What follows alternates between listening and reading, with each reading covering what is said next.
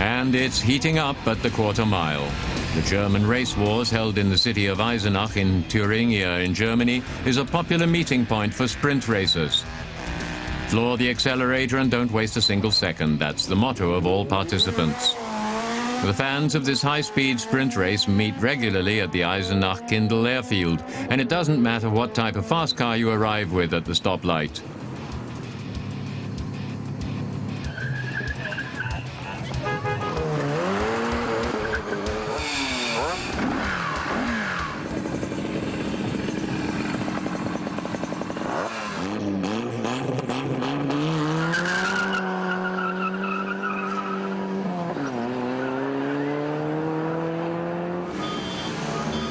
There are others too.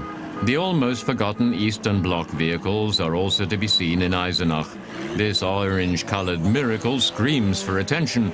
Seeing the Russian star on its bonnet as war paint, our curiosity is awakened to know what it really is.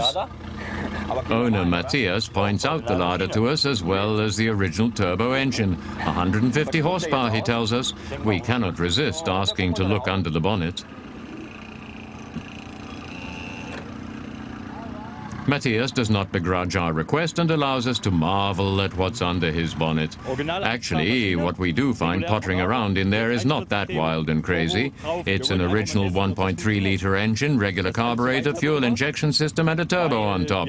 We just wanted to try and see if it would work. It's all home-built, as we thought if we build a Russian with its own parts, it would work better than the new technology of today. It's also considerably more robust. It just works. Journalist Marco is visibly thrilled and quickly returns to his childhood memories of Auntie's red Lada 1600 of 1979, certain to be a future classic.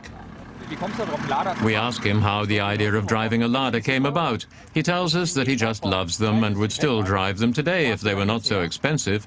This one, he tells us, was pulled out of a shrubbery at a local farm. For him, it was love at first sight, but unfortunately, it will never pass an authority test.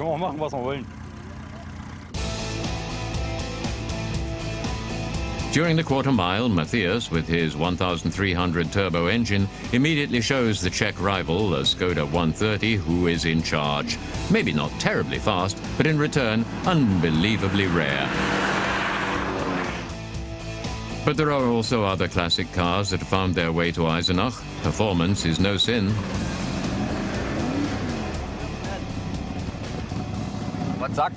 We asked the driver of this classic American boat on wheels what his wallet thinks of the petrol prices for his car. He tells us that he's not worried. However, despite a tuned 5-liter V8 at 400 horsepower, he's still unsure whether he will be competing in the Quartermile race. We ask him why. The track is not very good, he says, though he also admits he's afraid of not being able to stop within the safety zone. He believes it's too short. Could his brakes or fast driving be a possible cause? Possibly, he suggests. Liegt's an der Bremse oder weil du so schnell bist? Beides, wahrscheinlich. The cruising lap is obligatory, despite it looking quite relaxed out on the racing area. But not all Americans have such a calm approach.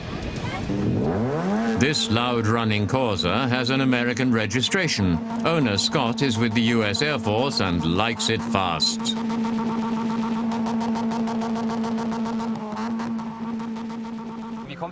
We ask him why he is now driving a German car. I've been driving a Corsa for 8 years and been living in Germany for 11, he tells us. Last year, after an unexpected cash flow, he bought this model and decided to come to the race. The standard Corsa has only a 1.6-liter engine. This is a 2-liter 16-valve, we are told. It also has a turbo inside and could exceed 190. Maybe when I have the money, I'll fit in a compressor, he tells us. We ask him to explain the special rules of their vehicle inspection. They are becoming more strict now, as there are a few things that even we can't do anymore, he says. At some point, he does want to change to a German license plate and then customize it for their vehicle inspection. We ask him how much time he will have left to drive around wildly. He tells us that he will have to return to America before, as this car will not be able to pass the German vehicle inspection.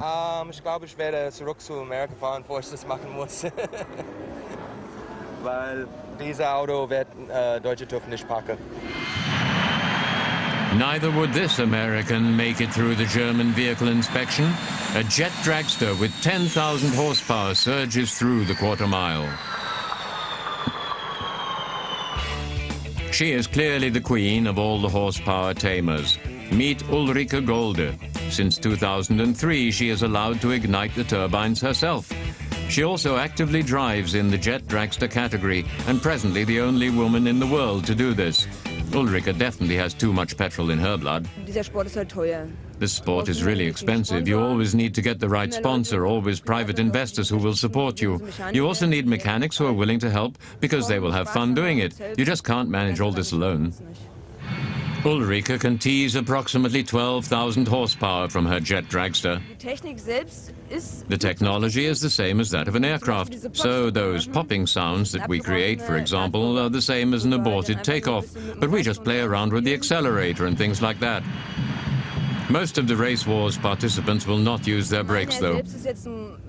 My car is a real show car because it's older. It's also heavy, but that means I can produce really big flames, which the audience love.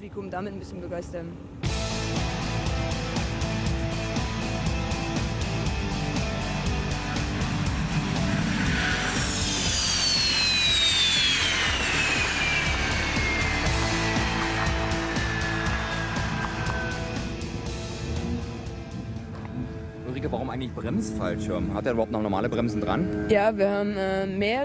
We ask Ulrike if she has brakes for her parachute. She explains that they have several brakes attached, 4 brake calipers at the back and 2 at the front, which also help the brakes.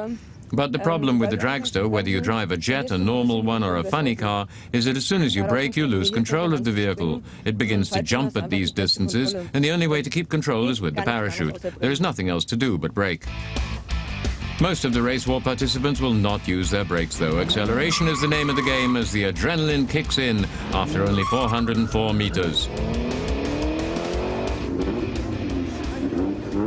No, you don't have to be crazy. It's a hobby and you have fun, just like other people collecting stamps or teddy bears. It doesn't make them crazy.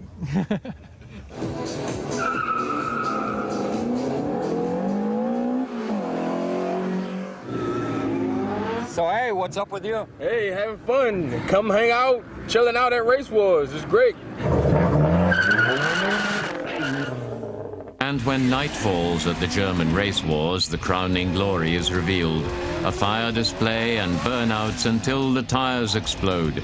If your pulse does not race after that, then you're missing something. At least the necessary petrol in your blood, or the craving of engine noise, as well as that buzz at the stoplights. Yes, this is the quarter-mile action we love.